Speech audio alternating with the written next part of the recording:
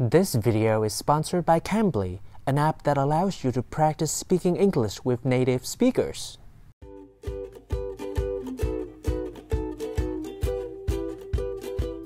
Hey guys! Hi, welcome to another episode of IELTS with Datio, and please welcome VV Đăng, aka Thuần. Okay, she's a former student of mine, and recently she just took the IELTS exam. And how much did you get for the whole exam?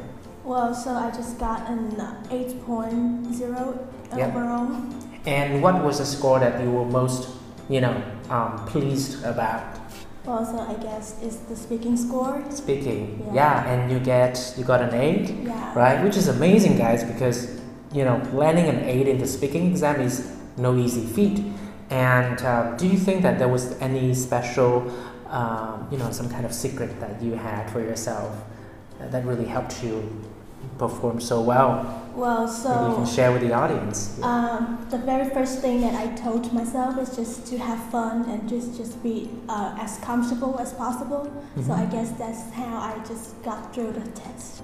Some people had this idea that in order to score well, you need like amazing vocab, like really academic, difficult high-level vocab. Do you think it was the case for you? Did you use a lot of impressive vocab?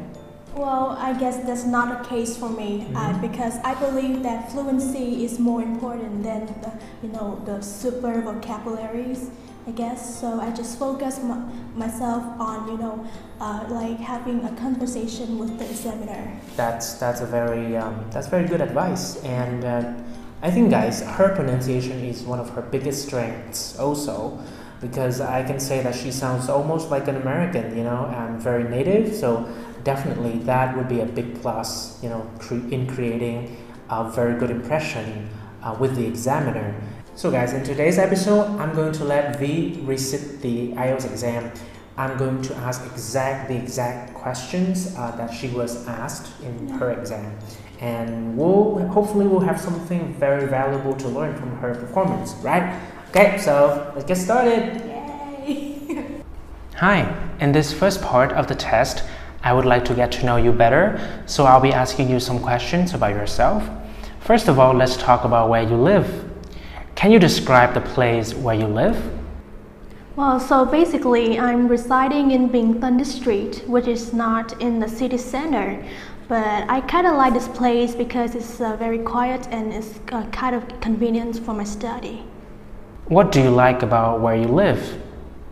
Well, talking about what I like the most about where I live, I must say that the hospitality of the people there really make me feel like warm and very welcome. Like their friendliness always make me feel like home, and they're always there for me.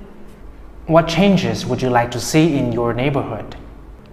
Well, I must say that I would like very small development in my residence. I must say that I hope that there will be a zoo or a park there, because me and my sister really enjoying going to the park after our long day of study. So I would like to see a new park in my residence. Now let's talk about public holidays. How many public holidays do you have in Vietnam? Well, I must say that there are a number of holidays in Vietnam.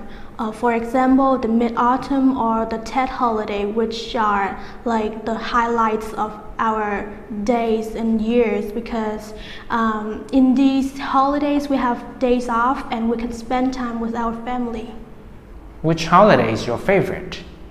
Well, I must say that Tet holiday is one of my favorite holidays in the year, because in Tet holiday we have a long period of time to take our days off from school, and my parents also have days off, so we can spend a long vacation in other countries, or we just can come to our hometown to meet our long distance relatives, and we can have family meals. And I really appreciate those times. Do you think that people need more public holidays? Well, I gotta say that we don't need any more holidays in our country because, as I said before, we already have a lot of holidays and people need to spend more time working, I guess. And for me personally, I don't need more holidays. Thank you. Now let's talk about gifts. How often do you buy gifts for others? So I don't usually buy gifts because I see it as a waste of money, and I guess that I do buy gifts but on very special occasions. For example, I'm away from my home for a long time. I want to buy them some souvenirs to make them feel happy when seeing me after such a long time. Or I guess that if I have to buy the gift, it must be someone very special in my life. What kinds of gifts are popular in your country? Well, I suppose that the handmade souvenirs are very popular in my country because they are very special and they are handcrafted. Why do people send gifts? Well, so I suppose people send presents because it's a kind of expectation or tradition on special occasions like birthdays, or they just want to show their appreciation for the people who receive gifts. Thanks. That's the end of part 1. Now we're moving on to part 2. In this part, I would like you to describe a period of history you would like to learn more about. Well, so the very first thing that sprang to my mind when I looked at this topic card was the Vietnam War, because I guess that it is one of the biggest events in my country's history. And you know, there was a Facebook post that just popped up on my newsfeed, and it was a documentary about the Vietnam War, which was, you know, recorded by a foreigner. I was very captivated by the video that I just forgot what I was doing back then.